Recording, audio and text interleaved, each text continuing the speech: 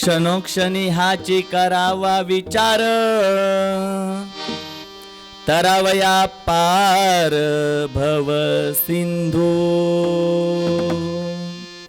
नाशिवंत देह जाणार सकळ, आयुष्य खातो काळ सावधान. संत समागमी धरावी आवडी,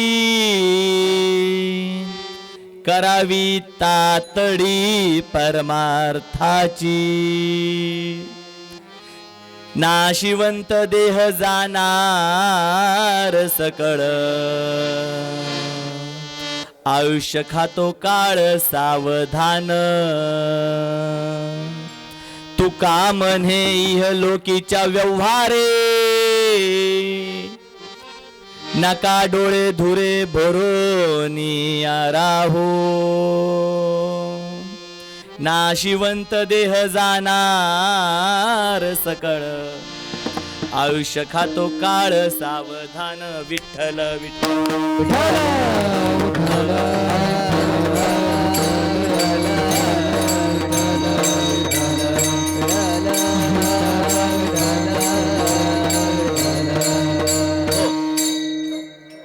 आज आपल्या श्री क्षेत्र पावनभूमी असणाऱ्या सासवड नगरीमध्ये होत असलेला हा भव्य दिव्य कीर्तन सोहळा, ज्या निमित्ताने आपण इथे जमलेलो आहोत, अशा आपल्या सर्वांचे लाडके कैलासवासी निवृत्ती आप्पा भाटे यांच्या प्रथम पुण्यस्मरणानिमित्त होत असलेल्या या कीर्तन सोहळ्याला सुरुवात करण्यापूर्वी तुम्ही आम्ही ज्या भगवंताचे दास आहोत, त्या भगवंताची श्रीमंती पाहायला गेलं महाराज, अवघं ब्रह्मांड त्याचंच आहे.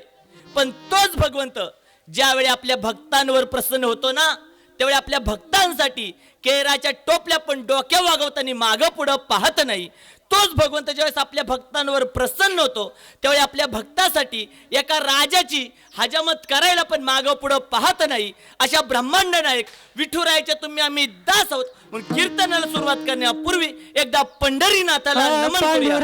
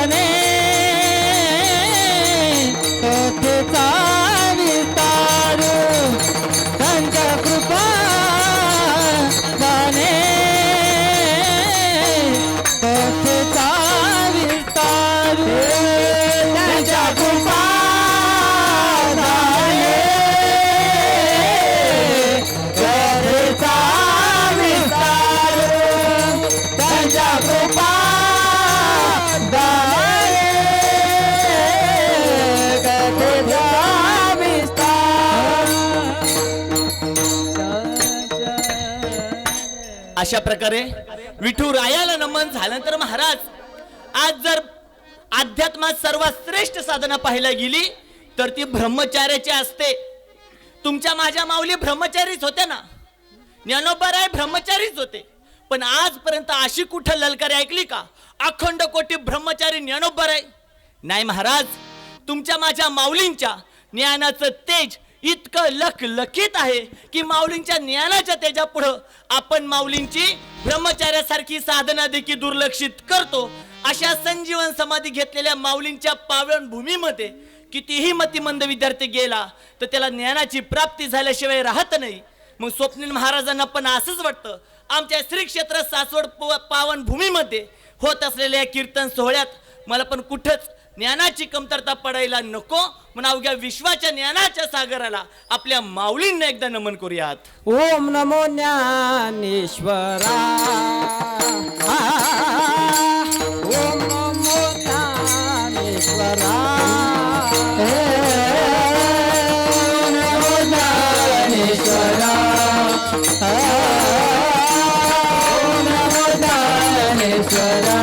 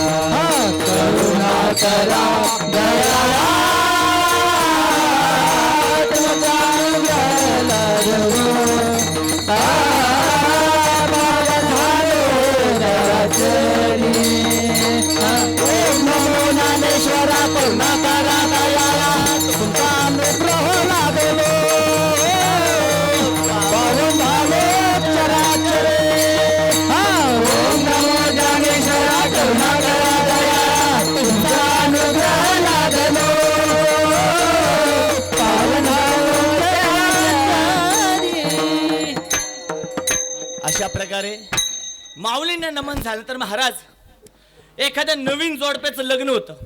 शेजारची माता माऊली त्यांच्या घरी जाते म्हणते, बघ तुला वाटतं ना तुझ्या पोराच्या संसारात गोंधळ व्हायला नको म्हणून तू ना त्या खंडोबाचा गोंधळ घाल. स्वप्नील महाराजांना पण असंच वाटतं.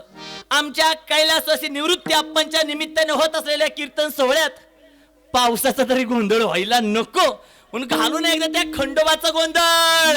वारी मल्हारीची वारी माझ्या मल्हारीची वारी. वारी मल्हारीची वारी माझ्या मल्हारीची वारी. वारी मल्हारीची वारी माझ्या मल्हारीची वारी. वारी मल्हारीची वारी माझ्या मल्हारीची वारी. आम वाग्या सोम वाग्या प्रेम नगरवारी. वाग्या सोम वाग्या प्रेम नगरवारी. सावधोनी भजनी लागा देव करते वारी. सावधोनी भजनी लागा देव करते वारी. वारी मल्हारीची वारी माझ्या मल्हारीची वारी. वारी मल्हारीची वारी माझ्या मल्हारीची वारी. वारी मल्हारीची वारी माझ्या मल्हारीची वारी.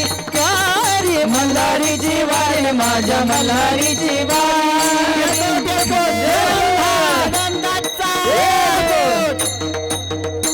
अशा प्रकारे खंडरायाला नमन झालं तर महाराज आज आपण बऱ्याच वेळा पाहतो लाखो भाविक दर आषाढीला पावलोपावली चालत दर मजल भगवंताचं नामस्मरण करत पंढरपूरला जातात. त्या वारकऱ्यांबद्दल आपल्या हृदयामध्ये निश्चितच आदर आहे. पण असेही काही वारकरी आहेत 15व्या दिवशी पंढरी आणि 30व्या दिवशी आळंदी अहोरात्र त्यांच्या नित्य वाऱ्या चालतात. आपल्या संसारावर तुळशीपत्र ठेवलं आणि त्यांना कोणत्या प्रतिष्ठेची अपेक्षा आहे ना कोणत्या धनाची अपेक्षा आहे. त्या वारकऱ्यांचा निष्ठावंत भाव फक्त विठुरायाच्या चरणी आहे. माझ्या निष्ठावंत वारकऱ्यांच्या चरणी एकदा मस्तक मस्तक हे पायावरिया वारकरी संताच्या. वारकरी संताच्या वारकरी संताच्या. मस्तक हे पायावरिया वारकरी संताच्या. वारकरी संताच्या वारकरी संताच्या. मस्तक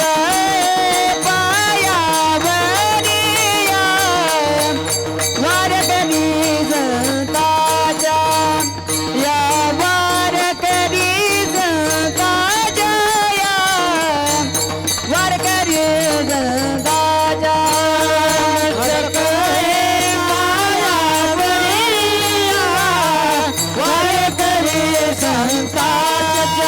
वारकरी संतांच्या वारकरी संतांच्या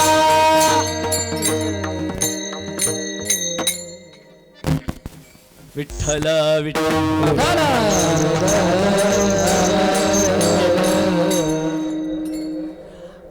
आता आल्यापासून आमच्या राजू साहेबांना वाटत असेल, महाराज आम्हाला वाटलं तुम्ही कीर्तन करणार आहात, आम्ही तुम्हाला कीर्तनाला बोलवले, पण आल्यापासून तुमचं नुसतं भजनच चाललंय. तसं मिलेला आमचं आहे बरं का. 10 लेवडी माहितीये का? अरे आपल्याच तालुक्यातलंय का. आमच्या गावामध्ये सप्ताह असायचा. मी असाच आजींसारखा पुढे येऊन बसायचो आणि आल्यानंतर पाहायचो कीर्तनकार आलेले असायचे. ह्यांना नमन करू, त्यांना वंदन करू. मी म्हणायचं अरे आम्ही त्या कीर्तनकाराच्या गप्पा गोष्टी ऐकलं, ह्यांचं काही ह्यांना नमन करून त्यांना वंदन करू. हे कधी वाटायचं ज्यावेळेस मी तिथं होतो. पण ज्यावेळेस मी इथं आलो ना, मग मला कळालं आतापर्यंत आपण ज्या ज्या संतांना भगवंतांना नमन वंदन केलं ना, त्यांना आपण आवाहन केलं की आमच्या श्री क्षेत्र सासवड या पावन भूमीमध्ये कैलासवासी निवृत्ती आप्पांच्या निमित्ताने होत असलेल्या प्रथम पुण्यस्मरणानिमित्त कीर्तनात आपण उपस्थित व्हा. ते संत भगवंत सूक्ष्म रूपाने आपल्या कीर्तनात उपस्थित असतात. विठ्ठल विठ्ठल विठ्ठल विठ्ठल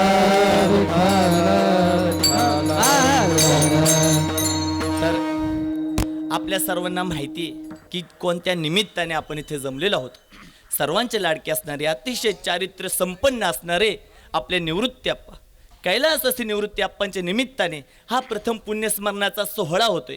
असा सोहळा दैदिप्यमान की ज्या सोहळ्यामध्ये संतांचे विचार सांगितले जातात, ज्या सोहळ्यामध्ये संतांचे अभंग गायले जातात, असा सोहळा आपण या पृथ्वी तलावर हयात नसताना आपल्या प्रित्यर्थ घडावा यासाठी काय लागते माहितीये का? यासाठी आपल्याकडून जीवनात कधीतरी निरपेक्ष सेवा घडायला पाहिजे. भगवंत म्हणतात अनपेक्ष शुचिर दक्ष उदासी नो गत व्यथ सर्वारंभ परित्यागी यो मद्भक्त समे प्रिय. भगवंत म्हणतात जो भक्त मनामध्ये स्वार्थाची कोणतीच लालसा न ठेवता इतर सजीव मात्रांची सेवा करतो ना, तो माझ्या हृदयामध्ये घर करून राहतो. त्या भक्ताचे चरण मी माझ्या हृदय पटलावर बिंबवतो, त्या भक्ताला मी माझ्या मुकुटावर धारण करतो. स्वतः साक्षात भगवंत म्हणतात. मग आज आपल्या सगळ्यांच्यात आपले कैलासवासी आप्पा नाही ते, पण आपण नसतानाही हा जर इतका चांगला पतित पावन सोहळा होतोय, आम्ही आपणला नाही पाहू शकलो, पण आम्ही एवढं खात्रीने सांगू शकतो की आपण उभ्या आयुष्यामध्ये कोणती क्वालिटी जपली असेल तर ती माणुसकी जपली असेल. म्हणून तुमच्यासारखी सोन्यासारखी लोक आज इथं जमा झाली. विठ्ठल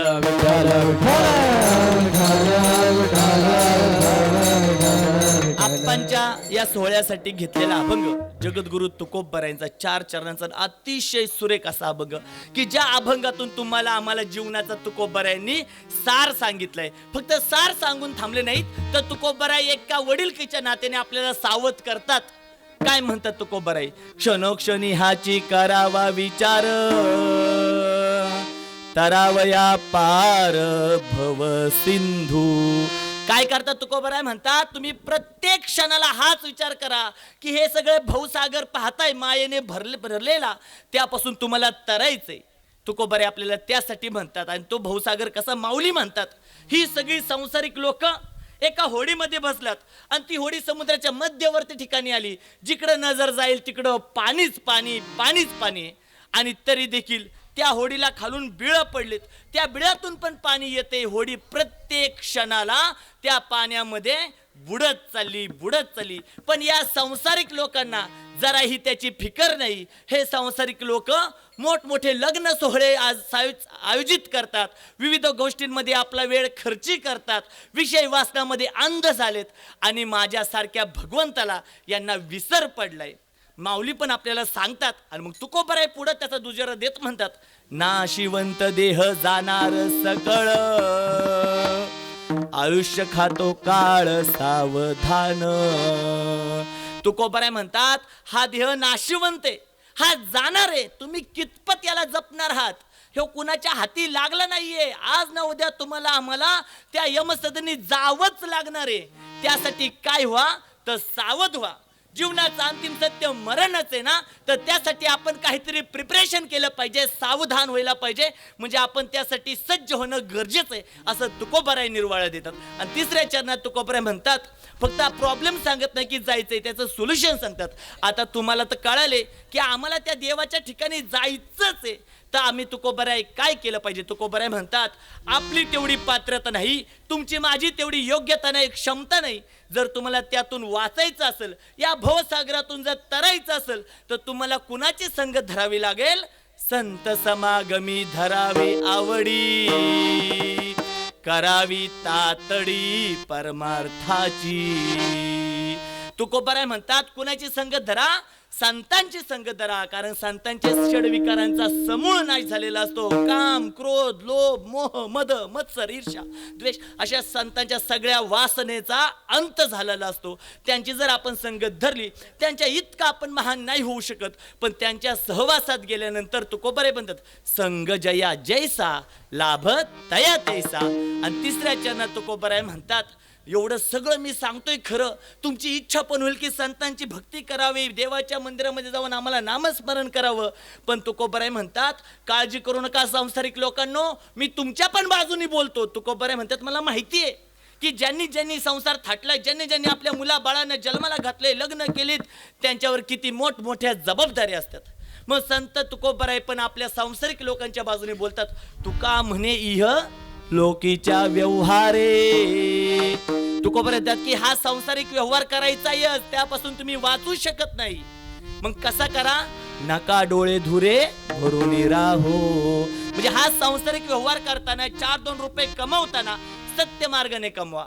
याला त्याला फसून, याचा त्याचा तळाट घेऊन जर तुम्ही मजल्यावर मजले चढवत असाल ना, काळजी करू नका. त्या मजल्यावर बसून, जसं तुम्ही घरामध्ये बसून बँकेमध्ये किती पैसे जमा झाले याचा हिशोब लावता रोज, अगदी त्याच प्रकारे त्या 4थ्या-5व्या मजल्यावर बसून काळ देखील हिशोब लावत असतो की याचे किती श्वास खर्च झाले आणि याचा मृत्यू यायला किती अवकाश आहे. विठ्ठल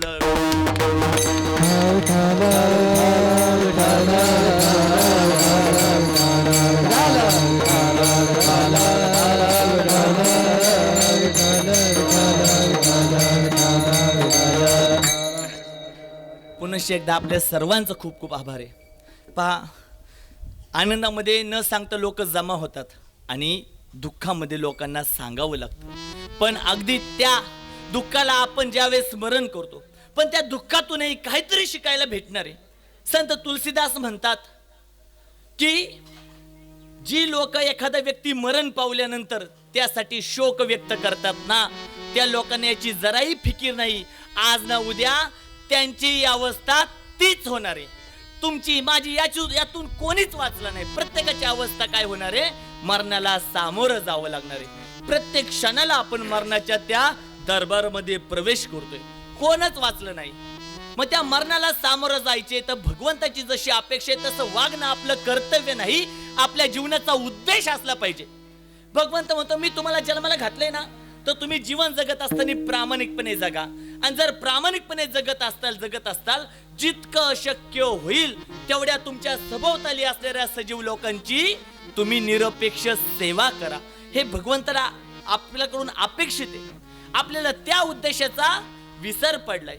आपण म्हणतो माझंच घर, माझीच बायको, माझीच मुलं आणि माझीच माडी, आणि आपण संसारातल्या लोकांचं शोषण करतो आणि आपल्या घरातल्या कुटुंबातल्या व्यक्तींचं पोषण करतो. मग येणाऱ्या काळामध्ये भगवंत आपल्यावर दया दाखवत नाही, भगवंत आपल्याला यमसदनी लावतो.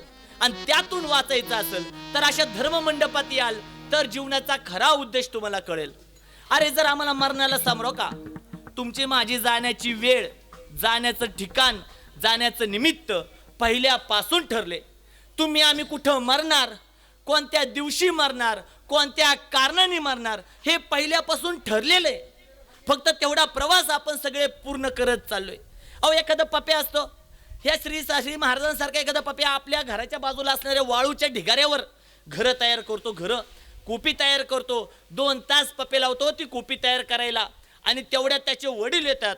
आई आवाज देते, पप्या बाबा आले, चल घरात, नाही तर रट्ट खाशील.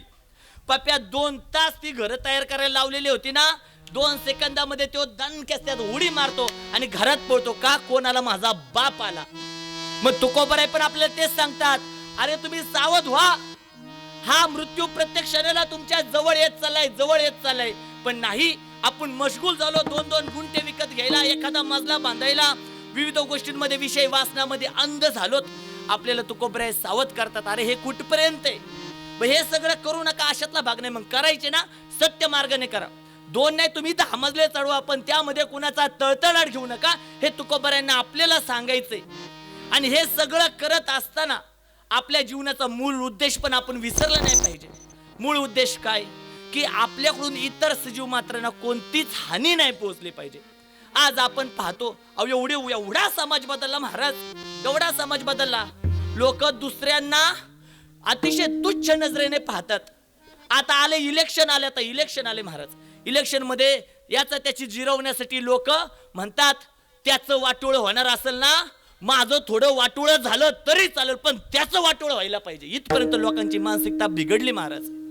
त्याला काय म्हणतात, क्लेश म्हणतात. क्लेश, क्लेशोधिक तरस्ते श्याम वक्ता सक्त चेतसाम अव्यक्ता ही गतिर् दुःखम देहवद्भीर वाप्यते. क्लेश म्हणतात. आणि असा क्लेश अनेकांच्या मनात असतो बरं का. त्या लोकांची कधीच मन जिंकायला जाऊ नका. ती लोक कधीच तुमच्यासाठी भाळणार नाहीत. ती लोक कायम तुमच्या विरोधातच राहणार आहेत. त्यांच्या जवळही जाऊ नका आणि त्यांचा तिरस्कारही करू नका. वंदावे दुरून विंचवाला सर्पाला. सर्प जरी महादेवाच्या पिंडीवर बसला, आपण जातो का बघू रे हात लावून, आता महादेव आमचा काय करणार नाही. त्यांना वंदावे दुरून. दुरून अशा लोकांना लांबून नमस्कार करा. त्यांची मन जिंकण्याचा कधीच प्रयत्न करू नका. का, त्यांनी तुमच्याबद्दल मनामध्ये गाठ बांधून ठेवली. अशी अनेक उदाहरणं सांगता येतील. आज आपण पाहायला गेलं तर महाभारतामध्ये द्रौपदीचं वस्त्रहरण झालं, ही सगळ्यांना माहिती आहे. महाभारतामध्ये एवढी दुय्यम अवस्था, दुर्तम अवस्था कोणाची झाली होती, द्रौपदीची झाली. पण त्याच्या पाठीमागं कारण काय ठरलं, तर तिच्या 5 पतींनी द्यूतामध्ये पराभवाला सामोर जावं लागलं. मग पांडव पराभवाला का सामोरं गेले, त्याचं जर उत्तर पाहायला गेलं तर आपल्याला ते दुसऱ्या चरणात पाहता येतील. कारण की तुकोबराय सांगतात, नाशिवंत देह जाणार आहे सगळं. हे सगळ्यांना माहिती असताना देखील एक अतिशय शौर्यशाली राजा आपल्या प्रजेची मनापासून सेवा करायचा. तो आपल्या लेकराला जेवढा जीव लावायचा ना, तेवढा जीव तो राजा आपल्या सगळ्या प्रजेला लावायचा. नाही, झोपडीतला पण व्यक्ती रोज जेवण केलं पाहिजे एवढी तो काळजी घ्यायचा. त्याचं दुसऱ्यांबद्दल असणारी निरपेक्ष सेवा वाढल्यामुळं त्याचं काय वाढलं महाराज, आत्मबळ वाढलं. आणि ते आत्मबळ साधं सुद्धा नसतं, हे शौर्यशाली बळ याच्यापेक्षा आत्मबळ फार दृढ असतं. मग त्या आत्मबळाच्या जोरावर तुम्ही सूक्ष्म जगतामध्ये जाऊन देवतांनाही सहाय्य करू शकता, एवढी क्षमता आपल्याला प्राप्त होते. आणि योगायोगाने स्वर्गामध्ये देवांचं राक्षसांचं घनघोर युद्ध चाललं. त्यामध्ये राक्षस लागले हरायला, देव लागले विजयाला. पण देव विजय होण्याची आता इंद्रदेवांना अहंकार झाला आणि त्याच दरम्यान मध्ये सगळं पाणी फिरलं. आता देव पराजयाच्या छायेमध्ये पडले, पराभव निश्चित आहे. इंद्रदेवांना चिंता वाटायला लागली, आता करायचं काय. पण तेवढ्यात नारद मुनी तिथं प्रकट झाले आणि इंद्रदेवांना म्हणाले, तुम्हाला इथं एक राजा सहाय्य करेल आणि त्या राजाच्या सहाय्यतेवर तुम्ही विजय निश्चित मिळवताल. इंद्रदेव म्हणले, कोणता राजा. त्या नारद मुनी म्हणाले, पृथ्वीवर एक असा राजा आहे जो आपल्या प्रजेला जीवाच्या आकांताने सांभाळतो. इंद्रदेव म्हणजे, अहो काय बोलता, मृत्यू लोकामधली लोक आम्हाला सहाय्य करायला लागले तर आम्ही जायचं कुठं, आमच्यात काय आहे का नाही धमक. त्यावेळेस नारद मुनी म्हणतात, तुम्ही त्यांना दुर्लक्षित करू नका. तो राजा कायम जीवन जगत असताना चारित्र्य संपन्न आहे आणि आपल्या प्रजेला निरपेक्ष भावाने जगतो. इंद्रदेव तत्क्षणी त्या राजाच्या शयन कक्षामध्ये प्रकट होतात आणि त्यांना विनंती करतात की आम्ही देवांचे देव इंद्रदेव आहोत, आम्हाला तुमच्या सहायतेची आतोनात आवश्यकता आहे. त्यावेळेस तो राजा म्हणतो, मी माझ्या प्रजेची एवढी सेवा केली ना, त्यामुळे मला तुमची सहायता करण्याचं भाग्य लाभते. राजा तत्क्षणी इंद्रदेवासोबत कुठं प्रकट होतो, स्वर्गात प्रकट होतो. 3 दिवस राजा देवांचं प्रतिनिधित्व करतो आणि देवांना राक्षसांवर विजय प्राप्त करून देतो. संपूर्ण स्वर्गामध्ये त्या राजाचा जयघोष चालू असतो. आता इंद्रदेव म्हणतात राजाला, तुमच्यामुळे मला विजय प्राप्त झाला, आता मला काहीतरी मागा. राजा म्हणतो, अहो मला तुमची सेवा करण्याचं भाग्य लाभलं, मला काहीच नका देऊ. इंद्रदेव म्हणतात, नाही नाही काहीतरी मागा. मग राजा म्हणतो, द्यायचं तर एवढंच द्या, मला परत माझ्या घरी नेऊन सोडा. माझी पोरं, माझी प्रजा, माझ्या सुना सगळ्या वाट बघत असतील. त्यावेळेस इंद्रदेव म्हणतात, अहो कोणत्या सुना, कोणती प्रजा, कोणती पोरं, तुमचं पृथ्वीवर कोणीच नाही राहिलं. राजा म्हणला, असं कसं म्हणता, युद्ध तर 3च दिवस चालले, माझे सगळे सोयरे वाट बघत असतील. इंद्रदेव म्हणले, अहो हे स्वर्गातले 3 दिवस आहेत आणि स्वर्गातले 3 दिवस म्हणजे पृथ्वीवरच्या तुमच्या 300 पिढ्या उलटून पण गेल्या. तुमचं नाव घ्यायला औषधाला पण कोणीच शिल्लक नाही राहिलं. राजा खूप उदास झाला. म्हणला मग मला काहीच नका देऊ. इंद्रदेव म्हणले काहीतरी मागा, नाही तर देवांचा अपमान होईल. मग राजा म्हणला द्यायचं ते एवढंच द्या, आता मी युद्ध करून फार थकलोय, मला शांत झोपायचंय. मग इंद्रदेव त्यांना वरदान देतात, जो कोणी तुमच्या झोपेमध्ये विघ्न पडेल त्याचा तत्काळ सर्वनाश होईल. आणि तो राजा पृथ्वीवर एका गुहेमध्ये वर्षानुवर्ष असाच झोपलेला असतो, अनेक वर्ष निद्रा योगमध्ये झोपलेला असतो. आणि कालांतराने तुमचा माझा गोपाळ कृष्ण जन्माला येतो. आपल्या सर्वांना माहिती आहे भगवान कृष्णांनी आपल्या मामाचा वध केला. काय नाव त्यांचं? कंस मामा. आता कंस मामाचा वध केला, पण कंसाचा जो सासरा होता ना त्याला नाही सहन झालं. माझ्या जावाईला मारलं, मी त्या कृष्णाला सोडणारच नाही. आणि कंसाचा सासरा कोण होता? जरासंध. कोण होता? जरासंध. म्हणायचा मी आता त्या कृष्णाला सोडणार नाही. जरासंध काय करायचा? सगळ्या वाईट राजांना गोळा करायचा आणि कृष्णाच्या मथुरेवर आक्रमण करायचा. आणि तुमचा माझा गोपाळ कृष्ण सगळ्या वाईट राजांना मारायचा आणि जरासंधाला सोडून द्यायचा. असं त्या जरासंधाने 10-12 वेळा आक्रमण केलं मथुरेवर. आणि भगवान कृष्ण सगळ्या वाईट राजांना मारायचे, जरासंधाला सोडून द्यायचे. एकदा बलराम दादा म्हणले, अरे कान्हा तुझं चुकतंय. कृष्ण म्हणले काय? तू काय करतोय? सगळ्या टोळीला बसतोय मारत आणि मोरख्याला देतोय सोडून. अरे तुझं मोरख्याला मारलं ना टोळीच उभी राहायची नाही. चतुरात शिरोमणी. भगवंत म्हणले अरे तसं नाही दादा, जर आपण मोरख्याला मारलं तर ही वाईट राजाला कुठं कुठं शोधायला जायचे, त्यापेक्षा सगळं गिऱ्हाईक दारातच सापडते ना. भगवंत चतुर होते. पण म्हणतात ना आंधळ्याच्या टाळीत जसा कावळा सापडतो, अगदी त्याच प्रकारे त्या जरासंधाच्या टोळीमध्ये अतिशय शौर्यशाली राजा सापडला आणि त्याचं नाव होतं काल्यवन. आता हा काल्यवन राजा अतिशय शौर्यशाली होता, वरदानाने संपन्न होता. तो भगवान कृष्णांच्या तिथं आला आणि मथुरेत येऊन भगवान कृष्णाला आव्हान करायला लागला. कृष्ण तिथं आले, अतिशय गलिच्छ आणि अपशब्द भगवान कृष्णांना तो उच्चारायला लागला. बलराम दादाला सहन नाही झालं. बलराम दादा म्हणले कान्हा तू ह्याला मारतो का एका गदेत याला गार करू? कृष्ण भगवान म्हणले अरे बलराम दादा, तो काल्यवन आहे काल्यवन, तो माझ्या सुदर्शन चक्राने पण मारणार नाही आणि तुमच्या गदेने पण मारणार नाही, त्याला देवतांचं वरदान आहे. मग आता करायचं काय? भगवान कृष्ण काल्यवन म्हणले काल्यवन तुझ्यात खरं शौर्य असेल ना, सैनिकांच्या जीवावर कशाला उड्या मारतो, माझ्या एकट्यावर युद्ध कर. ते काल्यवन म्हटलं असलं 17-18 वर्षाचं पोरग ह्याला मी असा चिराडतो म्हणले. मग कृष्ण म्हणले चल कर. काल्यवन म्हणला ठीक आहे करू. मग कृष्ण म्हणतात इथं नको, आपण त्या टेकडीवर जाऊन युद्ध करू. कृष्ण पुढं काल्यवन मागं. कृष्ण म्हणतात अजून वरती चल. पुन्हा कृष्ण पुढं काल्यवन मागं. काल्यवन वैतागले पळपुट्या रणछोड. देवाला नाव पडलं रणछोड दास तिथं.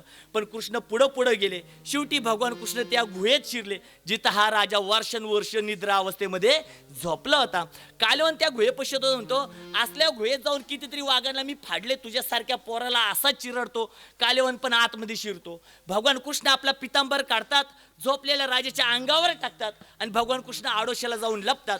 काल्यवन तिथे येतो, त्याला वाटतं इथं भगवान कृष्णच झोपल्यात. कृष्ण झोपल्यात या मनस्थितीमध्ये काल्यवन त्या राजाला 3 लाथा घालतो आणि लाथा घालता क्षणी त्या राजाची वर्षानुवर्ष लागलेली निद्रा योग तिथं विस्कळीत होते आणि राजाची निद्रा तिथं भंग पावल्यामुळं राजाच्या नजरेच्या एका कटाक्षाने तिथं त्या काल्यवनचा सर्वनाश झाला. आणि मग आडोशाला लपलेला तुमचा माझा भगवान कृष्ण समोर येतो आणि त्या राजाला म्हणतो यापूर्वी पण तुम्ही देवतांना सहाय्य केलं, देवांना विजय प्राप्त करून दिला आणि त्यावेळेस पण तुम्ही ठोस असं काहीच मागितलं नाही. तो राजा दुसरा तिसरा कोणी नव्हता, तो राजा होता मुचुकंद राजा. त्यावेळेस राजाला भगवान कृष्ण म्हणतात आता पण तुम्ही माझा जीव वाचवलाय, आता तरी ठोस असं काहीतरी मागा. त्यावेळेस राजा म्हणतो देवा द्यायचं असेल तर एवढंच द्या, ज्या वेळेस तुमचे भक्त तुमचं नामस्मरण करतील ना त्यावेळेस माझं नाव निघलं पाहिजे. पण तुमचे माझे गोपाळ कृष्ण इतके करुणा निधान आहेत. भगवान कृष्ण म्हणतात तसं नाही राजा, ज्या वेळेस माझे भक्त माझं नामस्मरण करतील ना, माझ्या नावाच्या अगोदर तुझं नाव घेतील, माझ्या दर्शनाच्या अगोदर तुझं दर्शन घेतील. आजही पंढरपूरला जाऊन पहा, आपण सगळ्यात अगोदर कुणाचं दर्शन घेतो? भक्त पुंडलिकाचं. सगळ्यात अगोदर कुणाचा जयघोष करतो? भक्त पुंडलिकाचा. मग हा कोण आहे भक्त पुंडलिक? तो मुचुकंद राजा आहे. आज पंढरपूरचा उलगडा कुणाच्या निमित्ताने झाला? तो म्हणजे आपल्या कैलासाची निवृत्ती आप्पांच्या निमित्ताने आज तुम्हाला पंढरपूरचं महात्म्य ऐकायला भेटलं. विठ्ठल विठ्ठल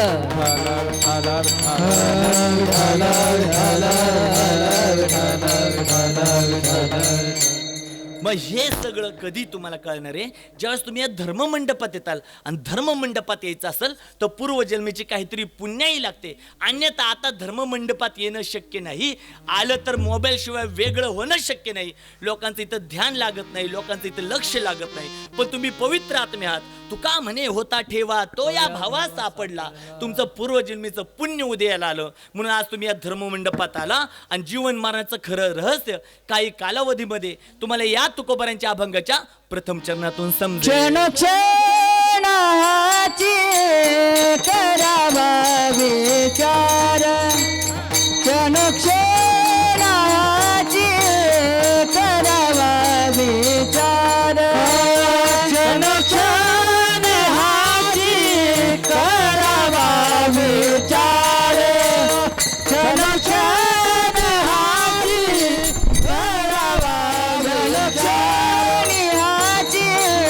करावा विचार, क्षणक्षणी हाची करावा विचार, क्षणक्षण हाची करावा विचार, क्षणक्षण हाची करावा विचार. तरवया पार भव सिंधू, तरवया पार भव सिंधू, तरवया पार भव सिंधू, तरवया पार भव सिंधू. नाशिवंत देह जाणार सगळं, नाशिवंत देह जाणार सगळं. तरवया पार भव सिंधू, तरवया पार भव सिंधू, तरवया पार भव सिंधू, तरवया पार भव सिंधू. नाशिवंत देह जाणार सगळं, नाशिवंत देह जाणार सगळं. क्षणी हाती करावा विचार, तरवया पार भव सिंधू, तरवया पार भव सिंधू, तरवया पार भव सिंधू. क्षणी हाती करावा विचार, तरवया पार भव सिंधू, तरवया पार भव सिंधू, तरवया पार भव सिंधू. या गायकांसाठी लेकरांसाठी एकदा जोरदार टाळ्या वाजवा. तुम्हाला सगळी भेटतील बरं का. एक सोबतकर एक गायक, एक सोबतकर एक कीर्तनकार. पण ही चिलीपिली मंडळी नाही सापडणार. आज आमची यांच्या 5वी ते 10वीची विद्यार्थी एक्झाममुळे गेली नाही तर ती पण आली असती. परंतु ह्या लेकरांमध्ये एक वेगळा निरागसपणा असतो, साधेपणा असतो, निरागसता असते. आणि त्यामुळे भगवंत या लेकरांच्या हृदयामध्ये येऊन इथं, आणि भगवंत म्हणतात ना, तुम्ही साधनेच्या जोरावर आमच्या पांडुरंगाला प्राप्त करताल एवढा आमचा पांडुरंग स्वस्त नाहीये. पण भक्तीच्या जोरावर तुम्ही आमच्या विठुरायाला 36 वर्ष कावडीने पाणी घरात घालायला लावू शकता. भक्तीच्या जोरावर आमच्या विठुरायाला तुम्ही तुमच्या गौऱ्याच्या टोपल्या डोक्या वागवायला लावू शकता. पण हे कधी, ज्यावेळेस तुम्ही हृदयापासून भक्ती करताल. आणि ती निरागस भक्ती या लेकरांमध्ये आपल्याला पाहायला भेटते. आणि दुसऱ्या चरणात तुकोबाराय म्हणतात, नाशिवंत देह जाणारे हा थांबणार नाहीये कुणाचा. आता माऊली म्हणतात, तुमचं माझं आयुष्य कशावर अवलंबून आहे? वर्षांवर नाही, दिवसांवर नाही, तासांवर नाही. तुमचं माझं आयुष्य श्वासांवर अवलंबून आहे. जर त्या विठुरायांनी स्वप्नील महाराजांच्या आयुष्यात 2 करोड श्वास लिहिलेत, तिसरा घ्यायला मी थांबल का? मला देवाघरी जावंच लागणार आहे. आणि आपलं विज्ञान सांगतं प्रत्येक मनुष्य दिवसाला 21,600 श्वास ॲव्हरेजली खर्च करतो. अजून सोपं करून सांगतो, तुम्ही आपल्या कैलासवासी निवृत्ती आप्पांच्या निमित्ताने होत असलेल्या कीर्तनाला घरातून निघाले, घरात असताना जितके श्वास तुमचं आयुष्य होतं आता तेवढं आहे का? प्रत्येक क्षणाला आपले श्वास काय होतात? खर्च होतात. मग तुम्ही आम्ही सगळी चालले कुठं? मरणाच्या दारात चाललोय. तुकोबराय म्हणतात, अहो नाश होताय शरीर. आता साधं गण एखादा सासवडचा व्यक्ती आहे, त्याला स्वारगेटला जायचंय. स्वारगेट सासवड पासून समजा 40 किलोमीटर आहे. तो दिव्यापाशी गेला, स्वारगेट अजून 35 किलोमीटर. हडपसरला गेला, पाठी लागली, स्वारगेट अजून 8 किलोमीटर. पण त्याच्या मनात आहे, नाही नाही मला स्वारगेट ना 40च किलोमीटर पाहिजे. दिव्यापाशी गेला, दिव्याची पाठी काढली, दिली फेकटून. स्वारगेट 40 राहणार का नाही, स्वारगेट 35 राहणार आहे. हडपसरला गेला, म्हटलं नाही मला स्वारगेट 8 किलोमीटर नाही 40च किलोमीटर पाहिजे. 8 किलोमीटरची पाठी काढली, दिली फेकटून. स्वारगेट काय 40 राहणार का नाही महाराज, स्वारगेट 8च किलोमीटर राहणार आहे. तुम्हाला आम्हाला देव संकेत देतो ना, हा शरीर जाणार आहे. भगवंत म्हणतो, आता बघा देवाचे संकेत. आपल्याला देव केस पांढरे झाले की देव सांगतो, बघ तुझी जायची वेळ लवकर आली बरं का. आपण काळी करतो, पहिली पाठी दिली फेकाटून. आपल्याला डोळ्याला थोडी दृष्टी कमी झाली, देव आपल्याला सांगतो, बघ तुझी दृष्टी क्षीण होती, तुझी जाण्याची वेळ लवकर येते. आपण देवाला म्हणतो शांत बस, आपण चष्मे लावतो, त्याला देवाची दुसरी पाठी दिली फेकाटून. आपले सांधे दुखायला लागतात, देव म्हणतो तुझे सांधे दुखायला लागले, तुझी जाण्याची वेळ जवळ येते. आपण त्याला तेल मालिश करतो, तिसरी पाठी पण दिली फेकाटून. करू नका असं मी म्हणत नाही, आवर्जून करा, पण त्याच्या पाठीमागचा उद्देश तुम्ही समजून घ्या. आमच्या एका वारजेतले मुख्याध्यापक सांगत होते, महाराज मला 1-2 लाख रुपये पगार आहे आणि माझी आई पंढरपूरला राहते, माझं मूळ गाव पंढरपूर आहे. मी महिन्याला माझ्या आईला भेटायचं होतं. माझ्या आईचं वय आता 89 वर्षे. मी माझ्या आईला भेटायला गेलो ना, माझी आई म्हणते, कोण रे बाबा तू? म्हणजे आईच त्याची आई त्यांना ओळखत नाही. मग त्यांच्या आईचीच ही अवस्था होणार का? नाही, तुमची माझी सर्वांची हीच अवस्था होणार आहे. ज्या जसं आपलं वय वर्ष वाढत जातं, बघा संसारात हेच दोष आहे. संसारात वय वाढलं की घरातली किंमत कमी होती आणि अध्यात्मात वय वाढलं की समाजातली किंमत वाढत जाते. त्यामुळे अध्यात्माची कास धरणं गरजेचं आहे. जोपर्यंत आता मी कीर्तनाला उभा राहिलो, माझी तुमची काय ओळख नाही, पण मी काही ज्ञानी आहे का? नाही. तरी पण तुम्हाला माझं काय ऐकावं असं वाटतं माहिती का? कारण आता बघा, ज्या वेळेस आपण बोलतो ते या भावनेतून बोलायचं की हे आपल्या जीवनातलं आपण शेवटचं या लोकांना सांगणार आहे. मी कीर्तनाला उभं राहताना पण आतमध्ये विठुरायाची मूर्ती आहे भाटे भाऊंच्या घरामध्ये. त्यांना विठुराया हे कीर्तन पण एवढं जोमाने करणार ना की उभ्या आयुष्यातलं माझं शेवटचं कीर्तन असेल. या भावनेतून बोलल्यामुळे माझे शब्द तुमच्या हृदयाला भिडतात. तुम्ही पण प्रत्येकाला भेटताना या भावनेतून भेटायचं. याची माझी शेवटची भेट असेल, एवढं मन लावून भेटा त्यांना. याचं माझं शेवटचं बोलणं असेल, एवढं मन लावून बोला त्याच्याशी. लोक तुम्हाला भेटण्यासाठी आतुर होतील, लोक तुमच्यासाठी कायम तत्पर राहतील. पण आपण तसं करत नाही. लोकांना हिणवणं, लोकांना दुरावणं, लोकांना फसवणं, यामध्ये आपलं आयुष्याचा नाश होत चाललाय हे आपल्याला कळत नाही. जसं मी सांगत होतो की द्रौपदीचं वस्त्र हरण आणि तिथं का हारले पांडव, त्याचं उत्तर थोडक्यात मी सांगतो.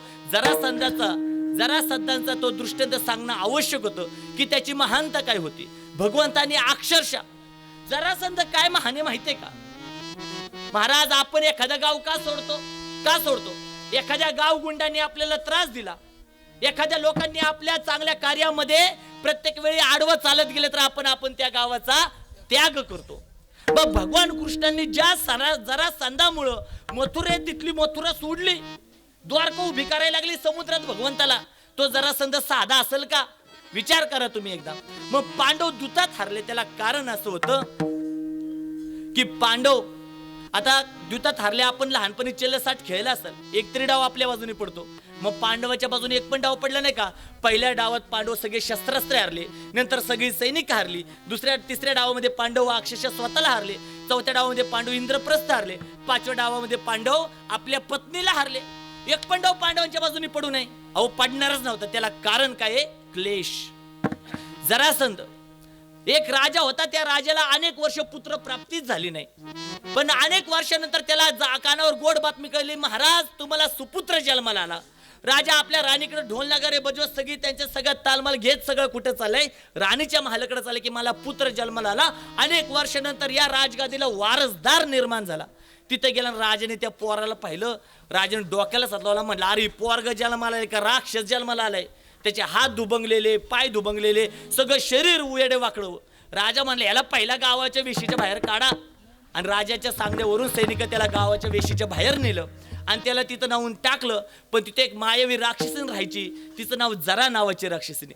तिने त्या मुलाला दुबंगलेलं शरीर आहे तसं आपल्या योग शक्तीने जोडलं आणि त्याला सुपुत्र कोमल असं तयार केलं.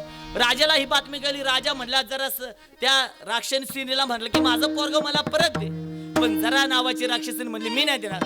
राजा विनवणी करायला लागला. जरा नावाची राक्षसीन म्हणली मी देते पोरग, पण माझी एक अट आहे. राजा म्हणला काय, या पोराला तू माझं नाव द्यायचं. राजा म्हणलं ठीक आहे. मग त्या पोराला काय नाव देण्यात आलं, जरा संध.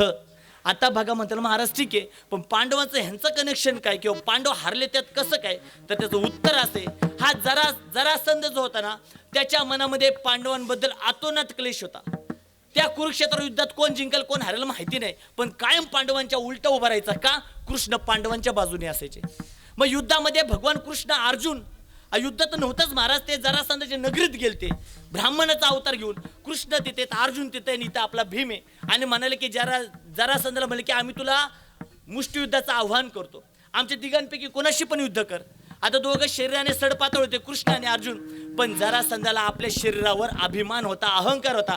म्हणला मी या चांगल्या दुष्टपुष्ट असलेल्या ब्राह्मणासोबत युद्ध करणार. मग भीम होता, भीमासोबत तो जरासंध मुष्टियुद्ध करायला लागला. मुष्टियुद्ध म्हणजे कसं, जोपर्यंत एखादा त्यातला योद्धा मरण पावत नाही तोपर्यंत त्या युद्धाचा अंत नाही. युद्ध जोरदार चालले, अतिशय रंगतदार चालले. भीम त्या जरासंधाचा हात उपटायचा, गोल गोल फिरवायचा, फेकून द्यायचा, पण पुन्हा तो हात येऊन जोडला जायचा. पाय भीम उपटायचा, फेकून द्यायचा, पुन्हा पाय जोडला जायचा. भीम वैतागला. भीम कृष्णाकडे बघतो नव्हतं, देवा करायचं काय ह्याला कसंही फाडला तरी पण हे पुन्हा तयार होतोय. भगवान कृष्ण तिथं गवताची काडी पडली होती. भगवान कृष्णाने काडी घेतली, ती दोन्ही दुबंगली. भगवान कृष्णाने एक भाग डाव्या बाजूला टाकला आणि दुसरा भाग उजव्या बाजूला टाकला. भीमाला हा संकेत दिला, ह्याला उभा फाड, याच्या शरीराचा एक भाग डाव्या बाजूला टाक आणि एक भाग उजव्या बाजूला टाक. भीमाने अगदी तसंच केलं. त्या जरासंधाला उभं फाडलं, त्याच्या शरीराचा एक भाग डाव्या बाजूला टाकला आणि दुसरा भाग उजव्या बाजूला टाकला. तिथं जरासंधाचा अंत झाला. महाराज ठीक आहे, जरासंध मेला, पण पांडव द्यूतात का हरले आमचा प्रश्न हा आहे. तर त्याचं उत्तर असं आहे, त्या कौरवांचा जो मामा होता शकुनी, इतका हुशार होता. म्हणजे सगळ्यात कपटी कोण असेल तर शकुनी. आणि त्या शकुन्याने काय केलं तर महाराज, त्या शकुन्याने ज्या सोंगट्या तयार केल्या ना द्यूत खेळायला, त्या सोंगट्या त्या जरासंधाच्या हाडाच्या तयार केल्या. मग कसाही डाव टाकला तरी पण जरासंधाची हाडं कायम पांडवांच्या उलटीच पडत होती. मग मला तुम्हाला तेच सांगायचे, कितीही मनामध्ये लोकांबद्दल व्यापक विचार ठेवून तुम्ही जवळ जाताल, ज्यांनी तुमच्या सोबत घात केलाय त्यांना परत जवळ करू नका. कारण की जर तुम्ही त्यांना परत जवळ केलं तर नक्की समजायचं येणाऱ्या काळात अजून मोठ्या घाताला तुम्हाला सामोरं जावं लागणार आहे. विठ्ठल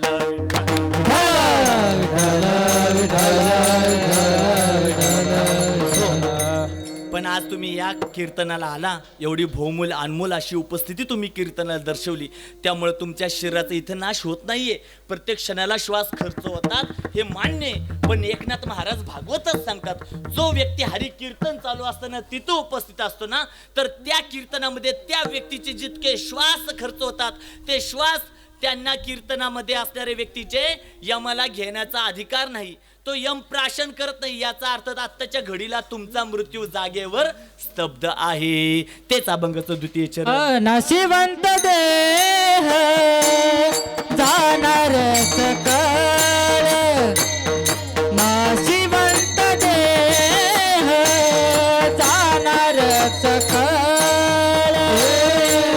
नशिवंत देह जाणार सकळ, नशिवंत देह जाणार सकळ, नशिवंत देह जाणार सकळ,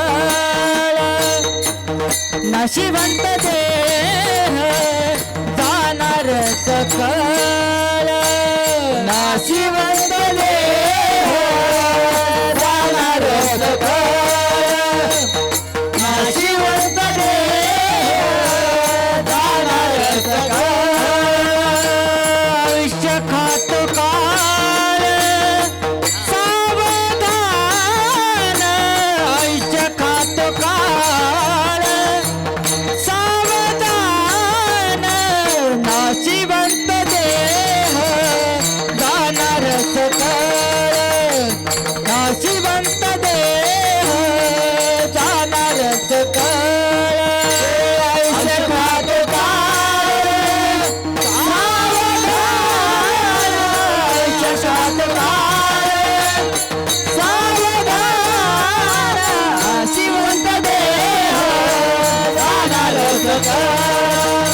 नाशिवंत देह जाणार सकळ नाशिवंत देह जाणार सकळ आयुष्य खातो काळ काळ आयुष्य खातो काळ सावधान नाशिवंत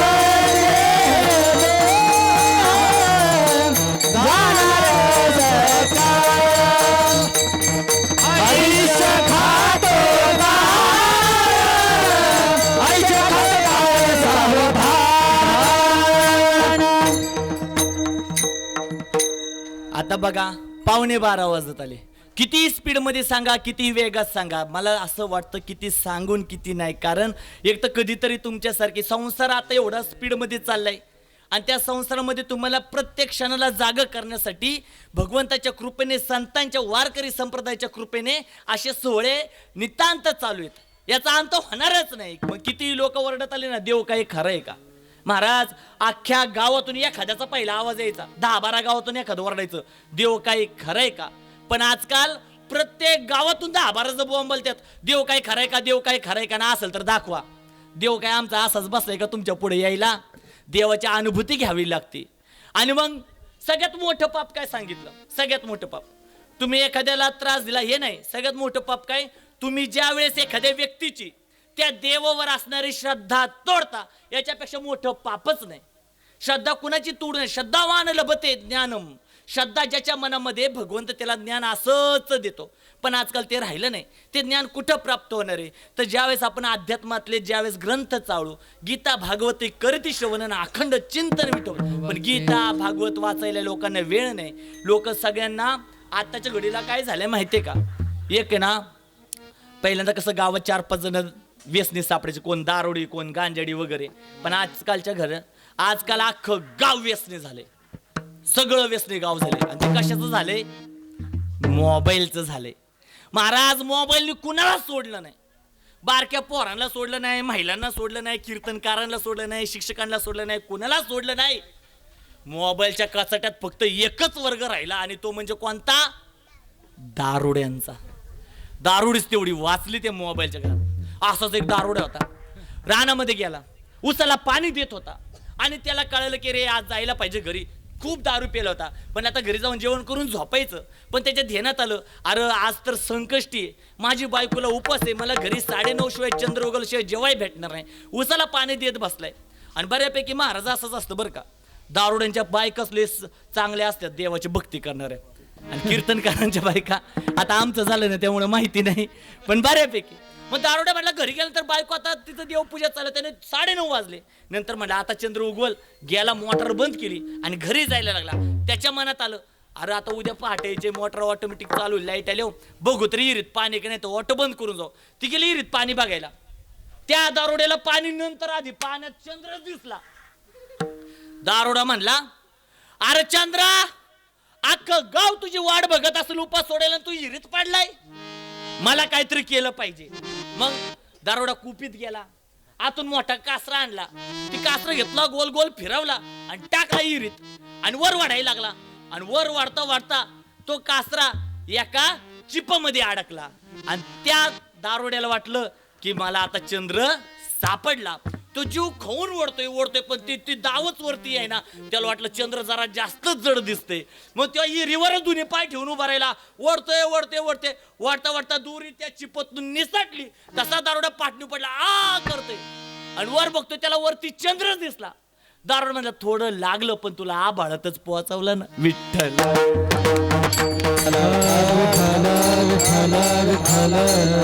आणि खरे दारोडा वर्गच तेवढा वाचलाय बर का, नाही तर सगळी सरसकट त्या मोबाईल मध्ये गेली सगळी. आणि आत्ताच्या घडीला अजून 5 वर्षांनी एवढी वाट, 5 नाही 2च वर्षांनी एवढी वाट लागणार आहे. मोबाईल मुळे लोक जीव घेतात इथपर्यंत माहिती होतं बरं का. आता मोबाईल मुळे लोक जीव द्यायला सुरुवात झाली, जीव द्यायला.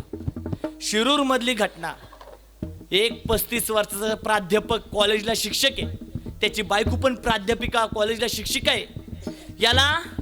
यांनी मोबाईल मध्ये आपल्या सर्वांना माहिती आहे जंगली रमी, त्या मोबाईल मध्ये त्या जंगली रमीमध्ये एका दिवसात किती रुपये घालवले किती रुपये घालवले 18 लाख रुपये घालवले.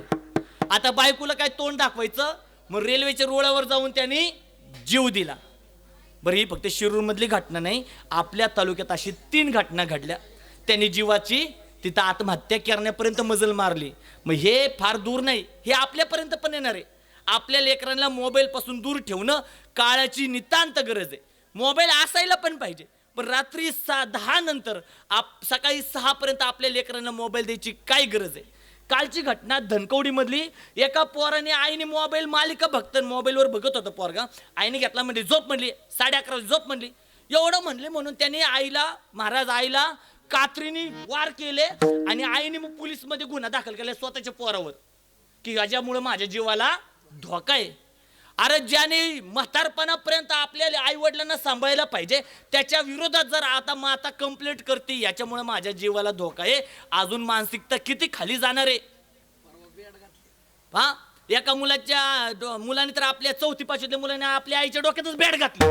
मी काय चालले, ही मोबाईल वाटतं तेवढं सोपं नाहीये. पिंपरी चिंचवड मधली ताजी घटना, एका मुलाला CBSE ला 9वी मध्ये पैकीच्या पैकी पहिला नंबर आणशील तर तुला मोबाईल दिला. आई म्हणली, पोराने पहिला नंबर आणला. आई सॉफ्टवेअर इंजिनियर, बापाला 2 लाख पगार, आईला 60,000 पगार, 2.5 लाख रुपये घरात, आणि पोराला मोबाईल घेऊन दिला. पोरग हुशार बरं का, अतिशय हुशार.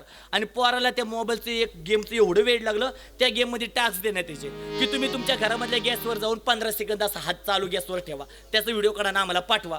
पोरग जी आगीला घाबरायचं आहे म्हणजे ती माझ्या पुढे धरते, मग त्या आईला मध्ये बघ आई मला काहीच होत नाही, आणि तो व्हिडिओ काढायचा आणि तो गेमला पाठवायचा. ती गेम म्हणून परत पुढे टास्क देण्यात आला, तुम्ही एक सुरी हातात घ्या आणि ते सुरीची धारदार हात बाजू आपल्या हातामध्ये गोलगोल फिरवून त्याचा व्हिडिओ, ते पर्यंत तो पण व्हिडिओ पाठवला.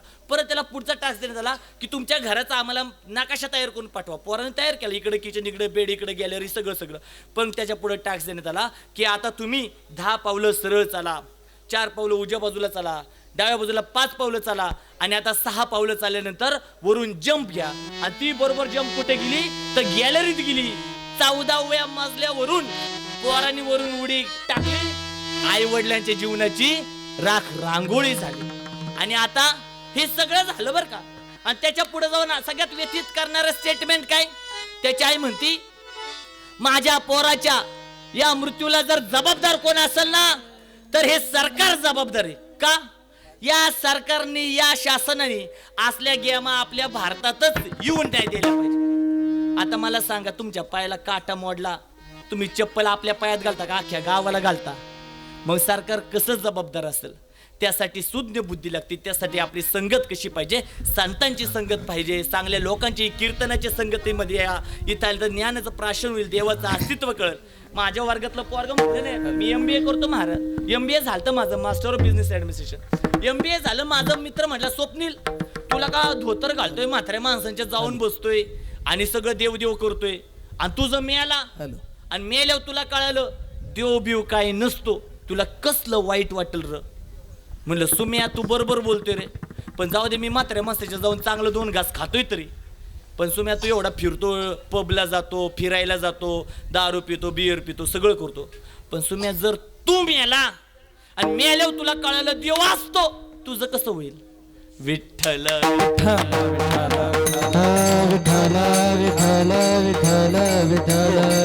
तर अधिकचा वेळ घेतला त्याबद्दल क्षमा असावी. या शेवटचं चरण थोडक्यात आपण पाहणार आहे. पण संगत कोणाची करायची तर संतांची करायची. संत समागमी, संत समागमी,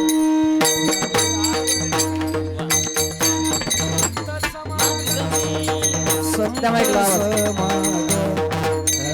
आवडी संत समागमे, संत समागमे धरावी आवडी.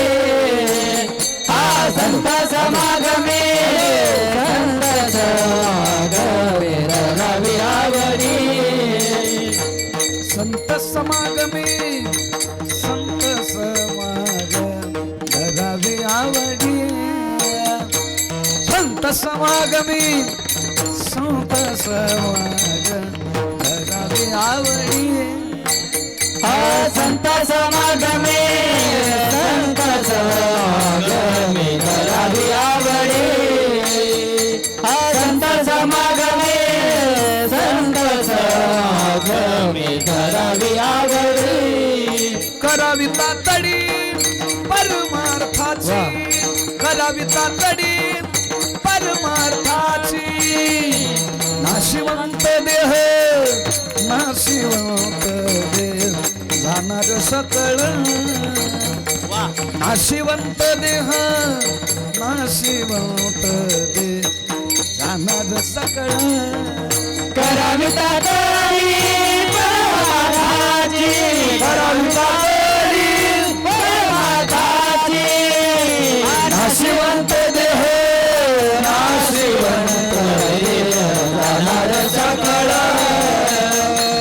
नाशिवंत देह नाशिवंत देह जाणार सकळ हे नाशिवंत देह संत समागमी धरावी आवडी करावी तातडी परमार्थाची करावी तातडी परमार्थाची समागमे करावी आवडी करावी तातडी परमार्थाची करावी तातडी परमार्थाची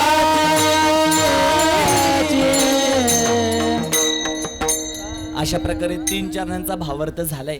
शेवटचं चरण अगदी थोडक्यात आपण पाहणार आहे. तत्पूर्वी एकदा वारकरी परंपरेप्रमाणे एकदा आपण विठुरायाचं भजन करण्यापूर्वी सर्वांनी दोन्ही हात उंच वरती करा. आता विठुरायासाठी हात वरती करा. हा आणि एकदा वारकरी परंपरेप्रमाणे एकदा विठुरायाचं भजन करूया. रखुमाई रखुमाई ठोबार खुमाई ठोबार खुमाई ठोबार खुमाई ठोबार खुमाई ठोबार खुमाई ठोबार खुमाई ठोबार खुमाई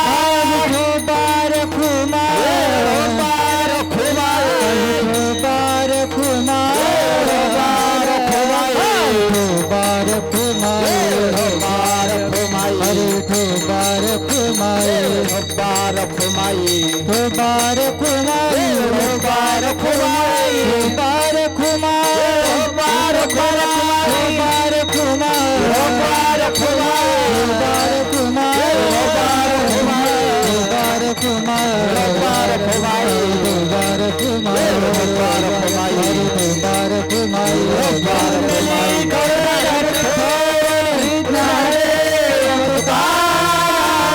पंढरीनाथ भगवान ज्ञानेश्वर महाराज जगद्गुरु तुकाराम महाराज की सोनार काका महाराज की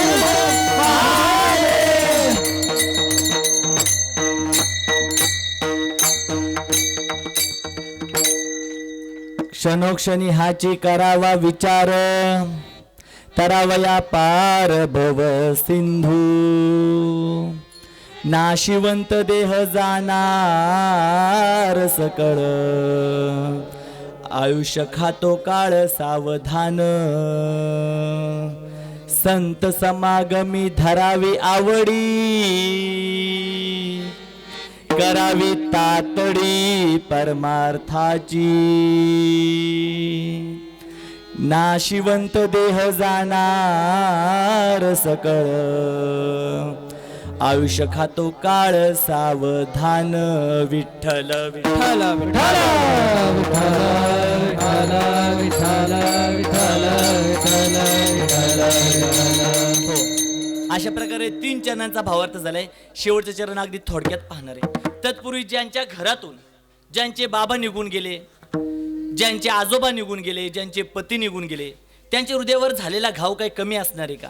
म्हणजे ज्यांच्या सोबत आयुष्यभराचा संसार थाटला असा आपल्या सर्वांच्या लाडक्या शांताबाईंचे पती म्हणजे आपले निवृत्ती आपा त्यांच्या जीवनातून नाहीसे झाले, त्यांच्या हृदयावर किती दुःखाचा डोंगर कोसळला असेल. पण तरी देखील त्यातून ते सामर्थ्याने आज उभे आहेत. त्यांच्या सोबत पाहायला गेलं, ज्या लेकराने जितकं शक्य होईल तेवढा आपल्या बाबांची सेवा करण्याचा अट्टहास केला.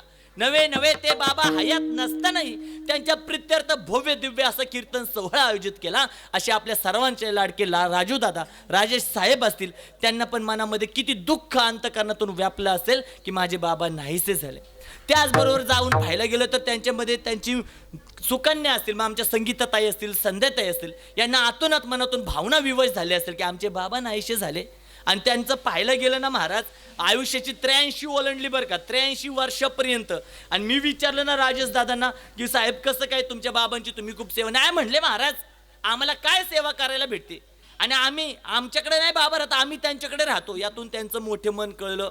त्याच्याही पलीकडे जाऊन ते सांगत होते की आमचे बाबा म्हणजे पोलीस सहाय्यक निरीक्षक ऑफिसर जरी असले ना तरी पण ते रिटायर झाल्यानंतर जीवनाच्या अखेरपर्यंत देवडीला जायचे आणि तिथं शेतात जाऊन काम करायचे महाराज. आता विचार करा बरं का, खातं कोणते? पोलीस खाते, की ज्या खात्यामध्ये त्यांनी मनात आणलं त्यांना अशक्य असं काहीच नाही.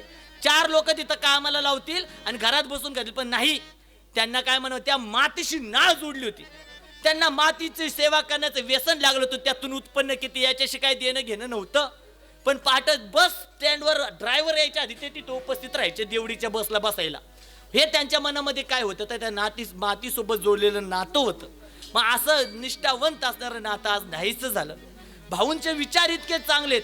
ज्यावेळेस राजेश दादा आले, आमचे वडणे भाऊ आले, त्यांच्या सगळ्यांचे आमचा वार्तालाप झाला. महाराज फक्त फोनवर कीर्तन ठरवणारी लोक मी अनेक पाहिले. महाराज एवढ्या दिवशी आमचा असा आहे, तुम्ही या तुमचे सगळी लोक घेऊन या कीर्तन करून जा. कीर्तन ठरवल्यापासून जवळपास 4 ते 5 वेळा आमची वैयक्तिक भेट घेणं, आमच्या संस्थेमध्ये येणं, आश्रमात येणं, विद्यार्थ्यांना प्रबोधन करणं आणि त्यातून प्रत्येक क्षणाला हेच सांगणं की आमच्या बाबांमुळे आज आम्ही आहे. ह्याला म्हणतात संस्कारिक मुलगा, आणि ते म्हणजे राजेश दादा. त्यांच्यासाठी खरंच एकदा टाळ्या, खरंच अतिशय चांगले विचार आहेत त्यांचे. इथं आल्यानंतर पण आम्हाला एवढी घरामध्ये असताना एवढी सात्विकता वाटली, खूप सात्विकता. हे का तर त्यांचं आचरण तसं आहे, त्यांच्या घराचं खानदान तसे, त्यांचे नातू असतील, पंतू असतील, अक्षरशः पंतू म्हणजे पृथ्वीराजपर्यंत ह्यांच्या मायेचा तेवढा ओढा होता आजोबांचा. पण हे सगळे आता कुठेतरी थांबले. पण जीवनातून हा धडा घेतला पाहिजे. हे आज न उद्या, तू का म्हणे हे लोकीचे व्यवहार आहे, हा जो व्यवहार आहे ना, आपण किती घट्ट पाया घेतला, आज न उद्या तो ढसळणार आहे. आज न उद्या त्या पाया घेतलेल्या घरातून आपल्याला पण जावं लागणार आहे. मग असं काहीतरी करून जायचं की लोकांनी, आपल्या नातेवाईकांनी पाठीमागं 50 वर्ष तरी आपलं नाव घेतलं पाहिजे. नाहीतर आजकाल अशी पिढी जन्माला आली, बाप निघून गेला ना तरी पण ती त्यांच्याबद्दल पुण्यस्मरण वर्ष श्राद्ध असल्या गोष्टी ठेवत नाही. का? आम्ही देवाला मानत नाही. असं नसतं. याचं सारं पुण्य म्हणतात. त्यांचा एक विचाराशी मी सहमत आहे ना. ते म्हणतात की जेवढी सेवा करायची हयात असतं निकारची, बाप गेल्यानंतर काय हयात काय करण्यात अर्थ नाही. तसं नसतं महाराज. मनुष्य मरण पावल्यानंतर, आता समजा स्वप्नील महाराज आहेत, मी मेलं तर माझं प्रेत पडले, माझ्या प्रेतातून माझं सूक्ष्म अंतवाक शरीर बाहेर निघतं. आता माझी उंची एवढी ना, ते उंची थोडी काही कमी असते, आणि ते अंतवाक शरीर बाहेर निघलं, त्याला न्यायला यमदूत येतात. यमदूत असं फेटा वगैरे बांधून येत नाहीत. यमदूतांचे शरीर अशी 11-11 रूपाचे असतात. रेड्यावर बसलेले, त्यांचे दात ओठाच्या बाहेर आलेले, त्यांचं चित्र विचित्र रूप पाहिल्यानंतर तुमचं माझं अंतवाहक शरीर असं थरथर कापतं. अहो मी जातो की कीर्तनाला आणि त्या प्रेतात घुसून उठण्याचा प्रयत्न करतो. अहो मी जातो की वारीला आणि त्या प्रेतात घुसून उठण्याचा प्रयत्न करतो. आता प्रेत उठल का? नाही महाराज. आणि ती यमदूत एवढी हुशार असतात, त्या आपल्या अंतवाहक शरीराला डायरेक्ट त्या चित्रगुप्तासमोर नाही घेऊन जात. ते यमदूत आपल्या अंतवाहक शरीराला 14 नरक फिरवतात. मग बघ, मनुष्य मरण पावल्यापासून बघ, तुझं जर शरीर, तुझं जर पुण्य कमी पडलं ना, तुला या वैतरणा नदीमध्ये आम्ही तुला असं फरफटत देणार. वैतरणा नदी म्हणजे आपल्या करा नदीसारखी नाही. वैतरणा म्हणजे हाड मलमूत्र मांस रक्ताळलेली नदी, त्यामधून घेऊन जाणार. जीव घाबरतो, अरे मी तर काय पुण्य केलंच नाही. बघ, तुझं जर पुण्य कमी पडलं ना, या कुंभ नरकामध्ये आम्ही तुला असं तळणार. जीव म्हणतो, अरे मी तर काय पुण्य केलंच नाही, मी तर म्हणायचो देवच नसतो. तिथं जीव, पण तो जीव वरून खाली येऊन पुण्य करू शकत नाही. आता मनुष्य मरण पावल्यापासून 354व्या दिवशी म्हणजे आज आपल्या कैलासाचे आप्पांचे आज हजेरी कुठे? चित्रगुप्तासमोर आहे. आणि चित्रगुप्तासमोर 12:07 ते जीवात्म इथे येतात. आणि चित्रगुप्तासमोर असताना त्यांना 2च प्रश्न त्यांना विचारला जाणार नाही. भगारे, आप्पांच्या स्टेट बँकेमध्ये किती बॅलन्स आहे? ए भगारे, यांच्या नावावर किती एकर जमीन आहे? नाही. तिथं 2च प्रश्न. यांनी उभ्या आयुष्यात किती लोकांची मनापासून निरपेक्ष भावनेने सेवा केली आणि किती लोकांची मनापासून भावनेतून सेवा केली? हे 2च प्रश्न असतात.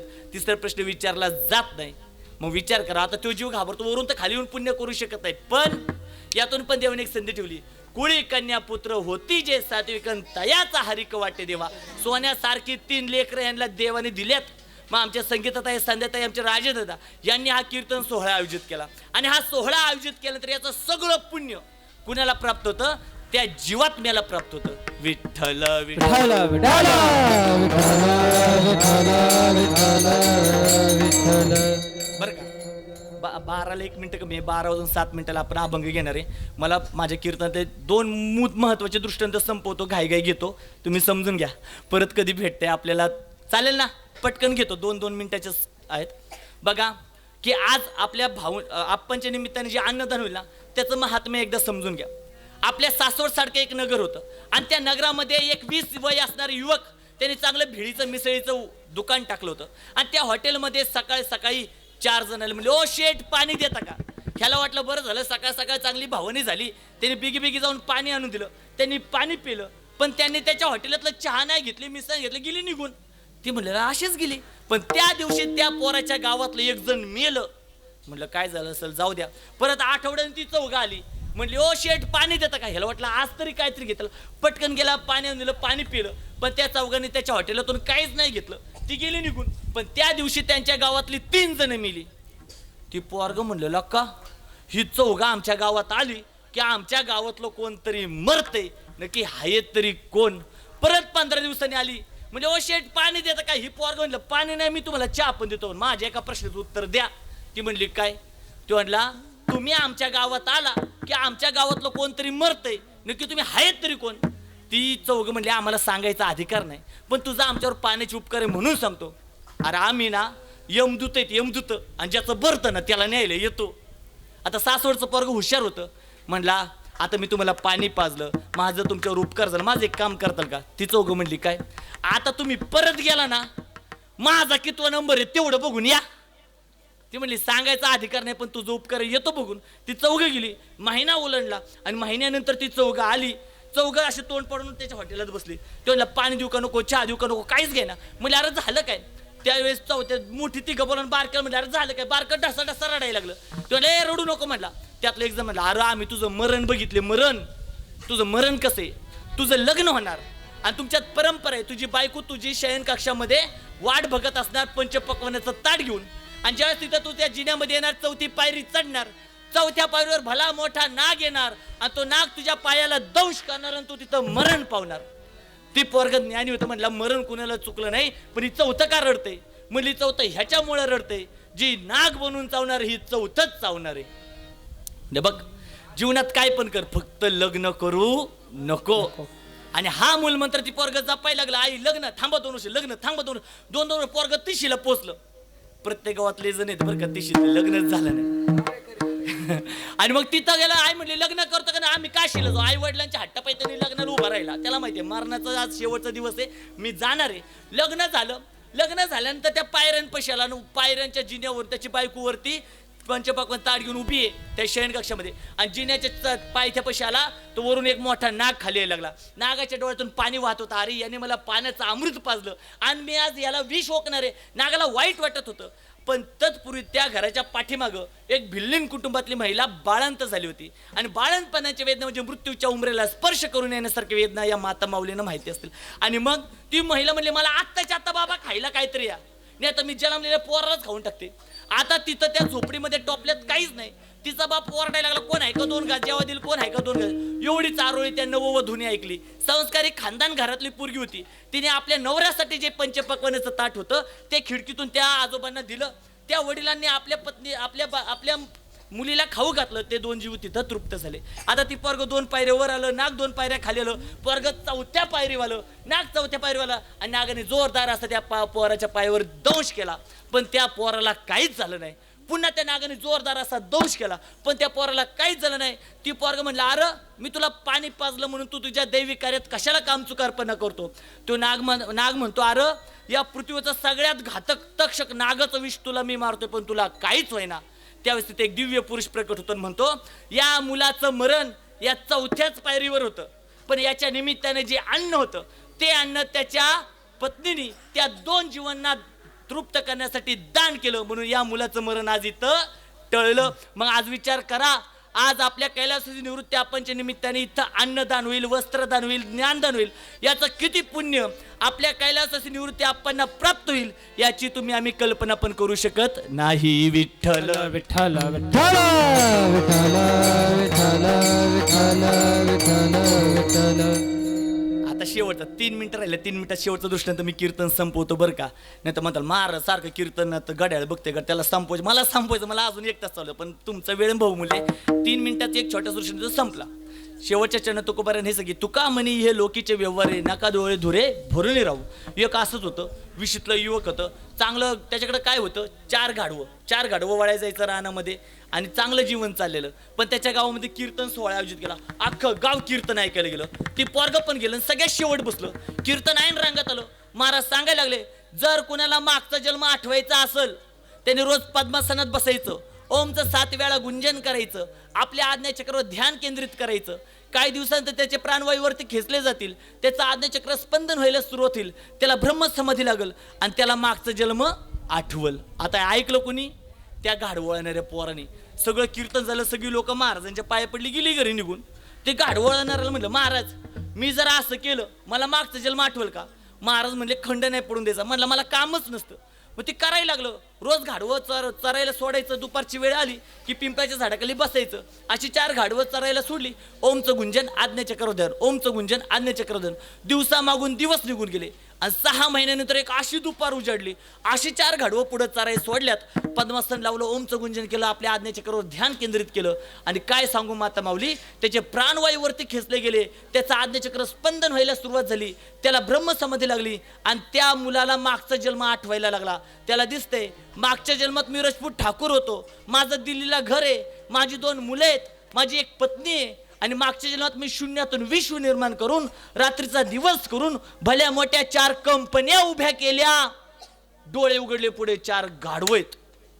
मी नाही गाढवं वळणार. मग त्या पोरांनी 4ही गाढवं 2000ला विकून टाकली आणि आता चाललंय कुठं, त्याला मागच्या जन्मातला बंगला आठवला, कंपन्या आठवल्या.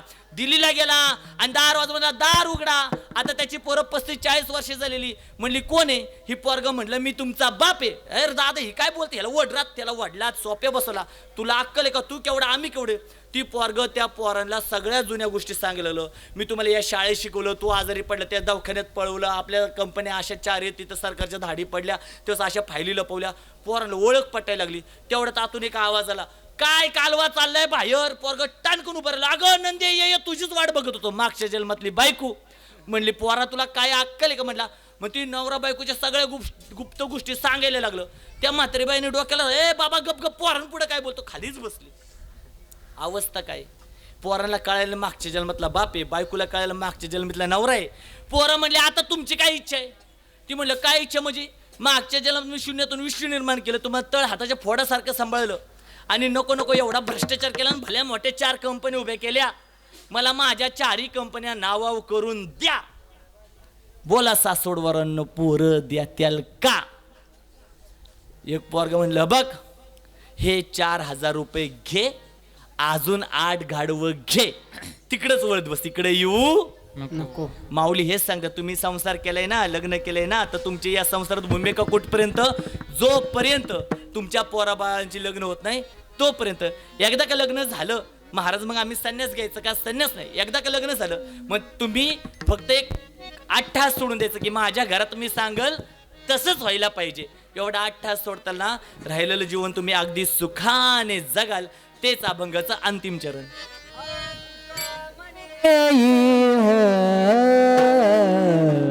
लोकीचा व्यवहार तुका म्हणे, लोकीचा व्यवहार तुका म्हणे, लोकीचा व्यवहार तुका म्हणे.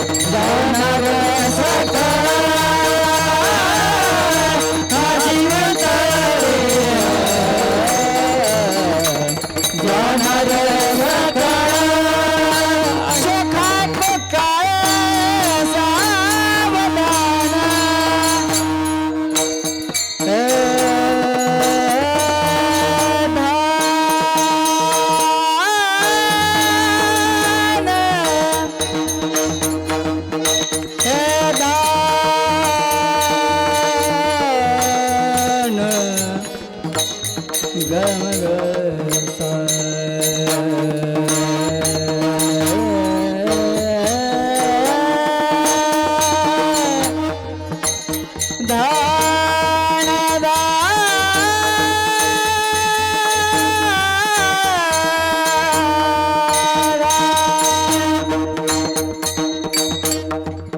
ऐसे ठाक काय सावधान नसिवंत देह जाणव सकळ नसिवंत देह जाणव सकळ ज्ञानेश्वर माऊली ज्ञानराज माऊली ज्ञानेश्वर माऊली ज्ञानराज माऊली माऊली ज्ञानराज माऊली. तर आज जितकं शक्य तेवढं 4 चरणांचा भावार्थ मी माझ्या पद्धतीने सांगितला, माझ्या बुद्धीला जमल तसा. असंच आहे, अशातला भाग नाही. पण तुम्ही सर्वांनी सत्य जाणून घ्या. यानंतर मनुष्य देह नाही, दुर्लभ आहे. जितकं शक्य तेवढं प्रामाणिकपणे जगान, इतरांचं शोषण होईल असं आपल्याकडून कृत्य कुठं घडवून देऊ नका, एवढी अपेक्षा व्यक्त करतो. तत्पूर्वी आज भाटे परिवारातून त्यांच्या सर्वांचा लाडका असं व्यक्तिमत्व आपले निवृत्ती आप्पा नाहीसे झाले. त्यांच्या पाठीमागं पाहायला गेलं त्यांच्या सुविद्य पत्नी असणाऱ्या आमच्या शांताबाई असतील, त्याचबरोबर त्यांचे सुपुत्र असतील राजेश दादा असतील, त्यांच्या दोन्ही सुकन्या असतील, संगीताताई असतील, संध्याताई असतील. त्याचबरोबर पाहायला गेलं त्यांचे दोन्ही जावई असतील, ज्यामध्ये सुरेश दादा गुलाबराव आरवाडे असतील, आखाडे असतील. त्याचबरोबर ते स्वतः PSI आहेत कासरुडीला. त्याचबरोबर त्यांच्या असणारे दुसरे जावई श्री धनंजय शामराव जगताप असतील, ते देखील जेऊर मांडकेला छान प्रकारे व्यवसाय करतात. त्याचबरोबर त्यांच्या सुनबाई असतील, मग सौ दीपाली राजेश भाटे असतील. त्याचबरोबर त्यांचे नातू, मग ज्यामध्ये सनी असतील, सूरज असतील, कीर्ती असतील, नीलमताई असतील. त्याचबरोबर त्यांचे अथर्व असतील, ऋतुजा असतील. आणि सर्वात जास्त बऱ्यापैकी जीव असणार आमचा पृथ्वीराज, त्यांचा पंतू असेल. या सर्वांना आतोनात असं दुःख झालं. त्या दुःखातून भगवंताने त्यांना सावरण्याची ताकद द्यावी एवढी विठुरायाने प्रार्थना करल. आणि तुम्ही ज्या गतीने आज कीर्तन ऐकल्यानं मला खरंच महाराज वाटलं नाही की मी सासवडमध्ये कीर्तन करतोय. अन्यथा सासवडमधील लोक आमची एवढी व्यावसायिक आहेत, 2-3 मिनिटं थांबतात पटकन. पण ह्या सगळ्यांनी डोळ्यात प्राण आणून, कानात प्राण आणून, इतकं मन भरून कीर्तन ऐकलंय. तर तुमच्या खरंच तुमच्या माताला धन्य, पितांना धन्य, का तर तुम्ही संतांच्या विचारांचा आदर केला. त्याबद्दल आपल्या सर्वांचं मी हृदयापासून आभार व्यक्त करतो. आता सर्वांना फुलं भेटली ना? हां, तर आता संगीताताई, संध्याताई, राजेश दादा, शांताताई त्या सगळ्यांनी पुढे यायचंय. त्यांचे शुभ असते भाऊंच्या, आपल्या आप्पांची आरती होणार आहे. सर्वांनी लवकर पुढे आम्ही आपण अभंग म्हणण्यासाठी. आणि काय होईल, अभंग म्हणताना सर्वांनी जागेवर उभं राहायचं. फुलाचं कीर्तन असतं, इथं येऊन व्हायचं नाही, पुष्प वर्षाव करायचा. कारण वावरात किती पायदळी तोडवते त्याचं काही नसतं. इथं आल्यानंतर आपल्याला आपण नियम तसं नाही, फुलाचं कीर्तन आहे, वारीवर आपण फुलं उचू. तुम्ही तिथून पुष्पांचा वर्षाव करायचा फोटोच्या दिशेने, ठीक आहे. तर आता आपण अभंग होईल. घरच्यांनी आरती करण्यासाठी समोर सर्वांनी जागेवर थोड्या वेळासाठी उभं राहा. सर्वांनी आरती होणार आहे, अभंगासाठी जागेवर सर्वांनी उभं राहायचंय. अभंग घ्या महाराज.